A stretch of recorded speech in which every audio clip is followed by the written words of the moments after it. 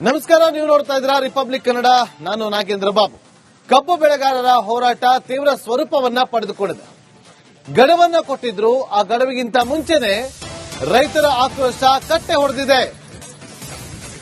ಬೆಳಗಾವಿಯಲ್ಲಿ ಕಟ್ಟೆ ಹೊಡೆದ ಅನ್ನದಾತರ ಆಕ್ರೋಶ. ಡೆಡ್ಲೈನ್ ಇದೆ, ಡೆಡ್ಲೈನ್ ಅಂತ್ಯಕ್ಕೂ ಮೊದಲೇ ಬೀದಿಗಿಳಿದಂತ ಅನ್ನದಾತರು ಹಿತ್ತರಗಿಯಲ್ಲಿ ರಸ್ತೆ ಬಂದ್ ಮಾಡಿ ರೈತರ ಕಿಚ್ಚು ಹೊರಹಾಕಿದ್ದಾರೆ. ಪೊಲೀಸರು ಹಾಗೂ ಪ್ರತಿಭಟನಾಕಾರರ ನಡುವೆ ಸಂಘರ್ಷ ಕೂಡ ನಡೆದಿದೆ. ಬೆಳಗಾವಿಯ ಹತ್ತರಗಿಯಲ್ಲಿ ನಡೆದಿರುವಂತಹ ಘಟನೆ ಇದು.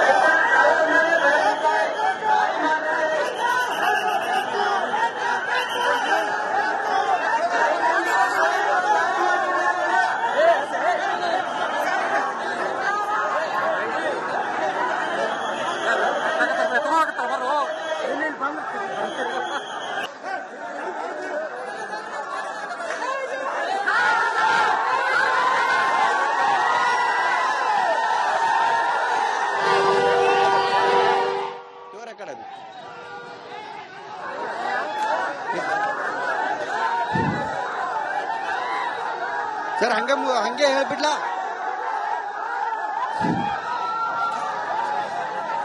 ಬೆಳಗಾವಿಯಲ್ಲಿ ದಿನದಿಂದ ದಿನಕ್ಕೆ ಕೂಡ ನಿರಂತರವಾಗಿ ಏನು ಕಬ್ಬು ಬೆಳೆಗಾರ ಹೋರಾಟ ಮಾಡ್ತಿದ್ರು, ಅದು ತೀವ್ರ ವಿಕೋಪಕ್ಕೆ ಕೂಡ ಈಗ ಹೋಗ್ತಾ ಇರುವಂತದ್ದು. ಪುಣೆ ಬೆಂಗಳೂರು ರಾಷ್ಟ್ರೀಯ ಹೆದ್ದಾರಿಯನ್ನ ತಡೆದು ಇಲ್ಲಿ ರೈತರು ಏನು ಪ್ರತಿಭಟನೆ ಕೂಡ ಈಗ ಮಾಡ್ತಿರುವಂತದ್ದು. ಏಕಾಏಕಿ ರಾಷ್ಟ್ರೀಯ ಹೆದ್ದಾರಿಗೆ ರೈತರು ನುಗ್ಗಿದ್ರು. ಈಗ ಬಸ್ಗಳು ಏನು ಹೋಗ್ತಾ ಇದ್ದು, ಕಾರ್ಗಳು ಹೋಗ್ತಾ ಇದ್ರು, ಅವುಗಳನ್ನ ತರಬಿಸುವಂತಹ ಕೆಲಸ ಆಗ್ತಿದೆ ಮತ್ತು ಕಾರ್ಗಳ ಮುಂದೆ ಇಲ್ಲಿ ರೈತರು ಕೂರಿಸುವ ಕೆಲಸವನ್ನ ಕೂಡ ಈಗ ಮಾಡ್ತಿರುವಂತದ್ದು ಗಮನಿಸಬಹುದು. ನೋಡಬಹುದು ಯಾವ ರೀತಿಯಾಗಿ ಇಲ್ಲಿ ಏನು ಪ್ರತಿಭಟನೆ ಕಾವು ಹೆಚ್ಚಾಗಿದೆ ಅನ್ನೋದನ್ನ ಬೆಳಗಾವಿ ಜಿಲ್ಲೆಯ ಏನು ಹುಕ್ಕೇರಿ ತಾಲೂಕಿನ ಹತ್ತಿರ ಇರುವಂತಹ ರಾಷ್ಟ್ರೀಯ ಹೆದ್ದಾರಿಯಲ್ಲಿ ಈ ಒಂದು ಪ್ರತಿಭಟನೆ ಕೂಡ ಈಗ ಮಾಡ್ತಿದ್ರು. ಆದ್ರೆ ರೈತರು ಹೇಳಿದ್ರು, ನಾವು ನಾಳೆಗೆ ಅಂದ್ರೆ ಸರ್ಕಾರ ಗಡುವು ಕೊಟ್ಟ ನಂತರ ನಾವು ಪ್ರತಿಭಟನೆಯನ್ನ ಮಾಡ್ತೀವಿ ಅನ್ನೊಂದು ಮಾತನ್ನ ಕೂಡ ಹೇಳಿದ್ರು. ಆದ್ರೆ ಅದಕ್ಕೂ ಮುಂಚೆ ಕೂಡ ಈಗ ರಾಷ್ಟ್ರೀಯ ಹೆದ್ದಾರಿಯನ್ನ ಕೂಡ ತಡೆದು ಪ್ರತಿಭಟನೆಯನ್ನ ಮಾಡ್ತಿರುವಂತದ್ದು. ಪೊಲೀಸರ ಕೈ ಮೀರಿ ಈ ಸದ್ಯ ಇಲ್ಲಿ ಪರಿಸ್ಥಿತಿ ಕೂಡ ಈಗ ಹೋಗಿರುವಂತದ್ದು. ರಾಷ್ಟ್ರೀಯ ಹೆದ್ದಾರಿಯಿಂದ ಸರ್ವಿಸ್ ರಸ್ತೆಗೆ ಹೋಗುವಂತೆ ಪೊಲೀಸರು ಅವರಿಗೆ ಮನವಿ ಮಾಡಿದ್ರು ಕೂಡ ಯಾರು ಕೂಡ ಇಲ್ಲಿ ಮನವಿ ಮಾಡ್ತಿಲ್ಲ. ಒತ್ತಾಯ ಪೂರ್ವಕವಾಗಿ ರೈತರ ಕತ್ತನ್ನು ಹಿಡಿದು ಈಗ ಒಳಗಡೆ ವಶಕ್ಕೆ ಪಡೆದುಕೊಳ್ಳುವಂತ ಕೆಲಸ ಆಗ್ತಿರುವಂತದ್ದು. ಟ್ರ್ಯಾಕ್ಟರ್ಗಳ ಸಮೇತ ಅಂದ್ರೆ ಟ್ರ್ಯಾಕ್ಟರ್ಗಳನ್ನು ಕೂಡ ರಾಷ್ಟ್ರೀಯ ಹೆದ್ದಾರಿಗೆ ಕೂಡ ಇಲ್ಲಿ ಅಡ್ಡ ಹಾಕಿರುವಂತದ್ದು ಗಮನಿಸಬಹುದು. ನಿರಂತರವಾಗಿ ನಮಗೆ ನ್ಯಾಯ ಸಿಗಬೇಕು, ಏನು 3,500 ರೂಪಾಯಿಯನ್ನ ಕೊಡಲೇಬೇಕು ಅನ್ನೋ ನಿರಂತರವಾಗಿ ರೈತರು ಹೋರಾಟವನ್ನ ಮಾಡಿದ್ರು. ಆದ್ರೆ ಇಲ್ಲಿ ರಾಷ್ಟ್ರೀಯ ಹೆದ್ದಾರಿ ಪಕ್ಕದಲ್ಲಿ ಪ್ರತಿಭಟನೆ ಮಾಡ್ತಿದ್ದಂತ ಸಂದರ್ಭದಲ್ಲಿ ರೈತರು ಏಕಾಏಕಿ ರಾಷ್ಟ್ರೀಯ ಹೆದ್ದಾರಿಗೆ ನುಗ್ಗಿ ಪ್ರತಿಭಟನೆಯನ್ನು ಮಾಡಿದ್ರು. ಅವರನ್ನ ಹೊರಗೆ ಹಾಕುವಲ್ಲಿ ಕೂಡ ಈಗ ಪೊಲೀಸರು ಸಂಪೂರ್ಣವಾಗಿ ಕೈ ಚೆಲ್ಲಿರುವಂತದ್ದು ಗಮನಿಸಬಹುದು. ಪರಿಸ್ಥಿತಿ ಸದ್ಯ ಇಲ್ಲಿ ವಿಕೋಪಕ್ಕೆ ಹೋಗಿರುವಂತದ್ದು. ಪರಿಸ್ಥಿತಿ ಏನು ಕೈ ಮೀರಿ ಪೊಲೀಸರ ಕೈ ಮೀರಿ ಕೂಡ ಈಗ ಹೋಗಿರುವಂತದ್ದು. ಯಾವುದೇ ರೀತಿಯಾದಂತಹ ಅಹಿತಕರ ಘಟನೆಗಳು ಆಗಬಾರದು ಅನ್ನೋ ನಿಟ್ಟಿನಲ್ಲಿ ಬಿಗಿ ಪೊಲೀಸ್ ಬಂದೋಬಸ್ತ್ ಅನ್ನ ಕೂಡ ನಿಯೋಜನೆ ಮಾಡಲಾಗಿದೆ. ಬೆಳಗಾವಿ ಜಿಲ್ಲೆ ಅಷ್ಟೇ ಅಲ್ಲ, ಹುಕ್ಕೇರಿ ಏನು ವಿಜಯಪುರ ಇರಬಹುದು, ಸಾಕಷ್ಟು ಕಡೆಗಳಲ್ಲಿ ಈ ಪ್ರತಿಭಟನೆ ಕೂಡ ಆಗ್ತಾ ಇದೆ ಗಮನಿಸಬಹುದು. ರಾಷ್ಟ್ರೀಯ ಹೆದ್ದಾರಿ ಹುಕ್ಕೇರಿ ತಾಲೂಕಿನ ಹತ್ತಿರಿಗೆ ಬಳಿ ಇರುವಂತಹ ಈ ರಾಷ್ಟ್ರೀಯ ಹೆದ್ದಾರಿಯನ್ನ ತಡೆದು ಸದ್ಯ ರೈತರು ಪ್ರತಿಭಟನೆ ಕೂಡ ಮಾಡ್ತಿರುವಂತದ್ದು.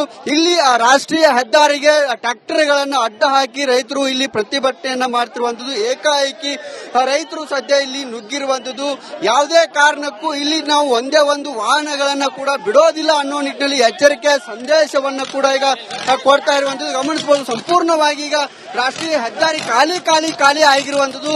ಸಂಪೂರ್ಣವಾಗಿ ಯಾವ ಒಂದೇ ಒಂದು ವಾಹನಗಳನ್ನು ಕೂಡ ಇಲ್ಲಿ ರೈತರು ಬಿಡ್ತಾ ಇಲ್ಲ. ಹಾಗಾಗಿ ಅಡ್ಡ ಹಾಕಿ ಇಲ್ಲಿ ಪ್ರತಿಭಟನೆ ಮಾಡ್ತಿರುವಂತದ್ದು. ನಮಗೆ ನ್ಯಾಯ ಸಿಗಬೇಕು, ನ್ಯಾಯ ಸಿಗೋವರೆಗೂ ಕೂಡ ನಾವು ಈ ಒಂದು ಹೋರಾಟವನ್ನ ನಿಲ್ಲಿಸುವುದಿಲ್ಲ ಅನ್ನೋ ನಿಟ್ಟಿನಲ್ಲಿ ಕೂಡ ಒತ್ತಾಯವನ್ನ ಮಾಡ್ತಿರುವಂತದ್ದು.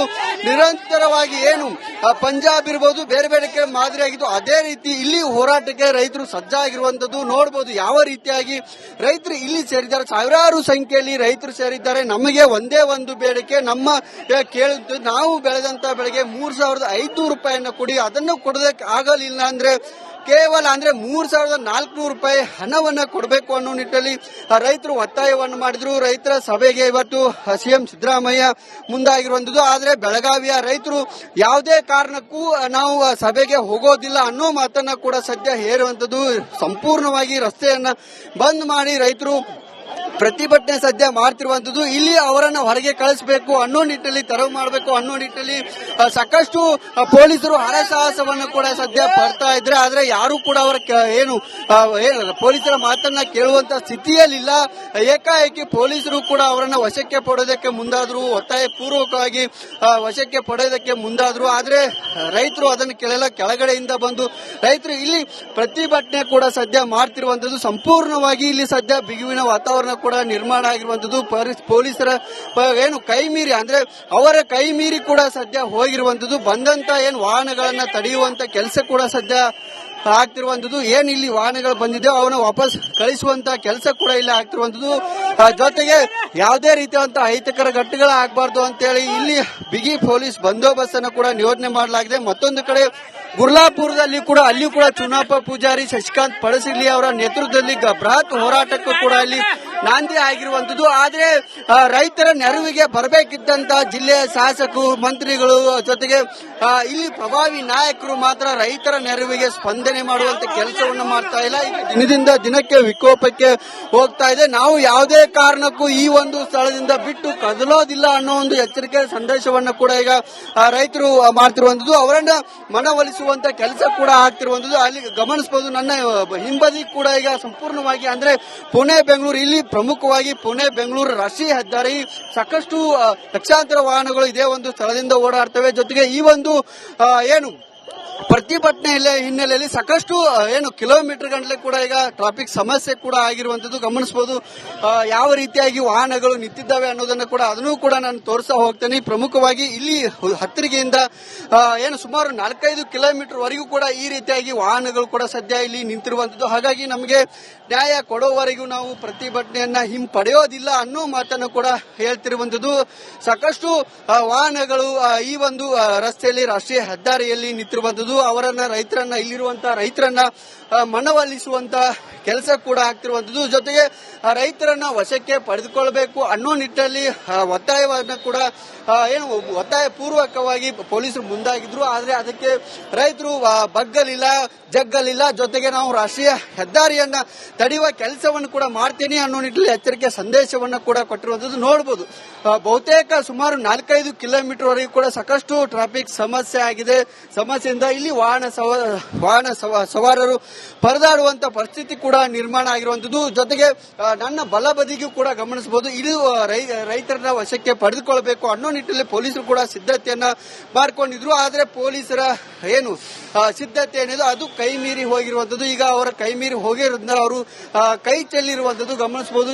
4-5 ವಾಹನಗಳನ್ನು ಮಾತ್ರ ತಂದು ಇಲ್ಲಿ ಅವರನ್ನು ವಶಕ್ಕೆ ಪಡೆದುಕೊಳ್ಳಬೇಕು ಅನ್ನೋ ನಿಟ್ಟಿನಲ್ಲಿ. ಆದ್ರೆ ಇಲ್ಲಿ 10,000 ರೈತರು ಈ ಒಂದು ಪ್ರತಿಭಟನೆಯಲ್ಲಿ ಭಾಗಿಯಾಗಿದ್ದಾರೆ. ಹಾಗಾಗಿ ಇಲ್ಲಿ ರೈತರು ಒಂದೇ ಬೇಡಿಕೆಯನ್ನ ಇಡ್ತಿರುವಂತದ್ದು, ನಮಗೆ ನ್ಯಾಯಯುತವಾದಂತಹ ಬೇಡಿಕೆಯನ್ನ ಪರಿಹರಿಸದೆ ಇದ್ರೆ ಇದು ಉಗ್ರ ರೂಪಕ್ಕೆ ಹೋಗುತ್ತೆ ಅನ್ನೋ ಒಂದು ಎಚ್ಚರಿಕೆ ಸಂದೇಶವನ್ನ ಕೂಡ ಕೊಟ್ಟಿರುವಂತದ್ದು. ಇವತ್ತು ಸಿಎಂ ಸಿದ್ದರಾಮಯ್ಯನವರು ರೈತರೊಂದಿಗೆ ಸಭೆಯನ್ನ ಕರೆದಿದ್ರು, ನಂತರ ಕಾರ್ಖಾನೆ ಮಾಲೀಕರ ಸಭೆ ಕರೆದಿದ್ರು. ಜೊತೆಗೆ ಇಲ್ಲಿ ಬೆಳಗಾವಿಯ ರೈತರು ನಾವು ಯಾವುದೇ ಕಾರಣಕ್ಕೂ ಹೋಗೋದಿಲ್ಲ, ಇಲ್ಲಿ ಯಾವ ರೀತಿಯಾದಂತಹ ಸರ್ಕಾರ ನಿರ್ಧಾರವನ್ನ ಕೈಗೊಳ್ಳುತ್ತೆ ಆ ಒಂದು ನಿರ್ಧಾರದ ಮೇಲೆ ನಾವು ನಮ್ಮ ನಿರ್ಧಾರವನ್ನು ತಿಳಿಸ್ತೇವೆ ಎಂದಿದ್ರು. ನಾವು ನಾಳೆವರೆಗೂ ಕೂಡ ರೈತರು ಗಡುವನ್ನ ಕೊಟ್ಟಿದ್ರು. ಆದ್ರೆ ಇವತ್ತೇ ರಾಷ್ಟ್ರೀಯ ಹೆದ್ದಾರಿಯನ್ನ ತಡೆದು ಇಲ್ಲಿ ಸರ್ಕಾರಕ್ಕೆ ಬಿಸಿ ಮುಟ್ಟಿಸುವ, ಸರ್ಕಾರಕ್ಕೆ ಎಚ್ಚರಿಕೆ ಕೊಡುವಂತ ಕೆಲಸವನ್ನು ಕೂಡ ಮಾಡಿರುವಂತದ್ದು. ನಾಗೇಂದ್ರ ಬಾಬು.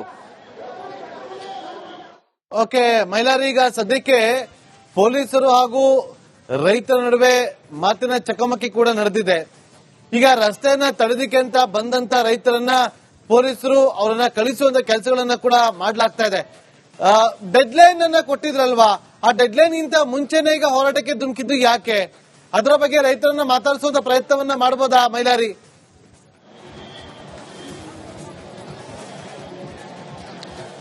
ಖಂಡಿತ ನಾಗೇಂದ್ರ ಬಾಬು, ಸರ್ಕಾರ ನಿನ್ನೆ ರೈತರ ಹೋರಾಟಕ್ಕೆ ಮಣಿದಿತ್ತು. ನಿನ್ನೆ ಶಿವಾನಂದ್ ಪಾಟೀಲ್ ಅವರು ರೈತರ ಹೋರಾಟದ ಸ್ಥಳಕ್ಕೆ ಬಂದಿದ್ರು.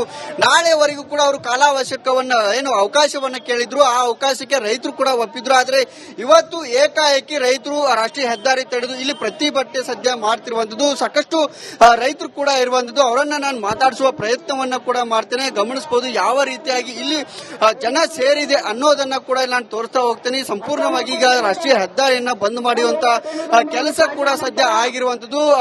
ನಾಳೆವರೆಗೂ ಕೂಡ ಅವಕಾಶವನ್ನ ಕೇಳಿದ್ರು ಸಚಿವರು, ಅದಕ್ಕೆ ಸ್ಪಂದಿಸುವಂತ ಇಲ್ಲಿರುವಂತಹ ನಾಯಕರು ಈಗ ನಾವು ಯಾವುದೇ ಕಾರಣಕ್ಕೂ ಇಲ್ಲಿಂದ ಜಗ್ಗೋದಿಲ್ಲ ಬಗ್ಗೋದಿಲ್ಲ, ನಾವು ಹೋರಾಟವನ್ನ ಮಾಡೇ ತೀರ್ತೇವೆ ಅನ್ನೋ ಒಂದು ಸಂದೇಶವನ್ನ ಕೂಡ ಈಗ ರೈತರು ಕೊಟ್ಟಿರುವಂತದ್ದು. ಇಲ್ಲಿ ಸಾಕಷ್ಟು ಸಂಖ್ಯೆಯಲ್ಲಿ ರೈತರು ಇರುವಂತದ್ದು. ರೈತರದಾರೆ, ರೈತರನ್ನ ಕೂಡ ನಾನು ಮಾತಾಡ್ತೀನಿ. ಸರ್, ನಾಳೆವರೆಗೂ ಗಡುವು ಕೊಟ್ಟಿದ್ರು, ನಾಳೆವರೆಗೂ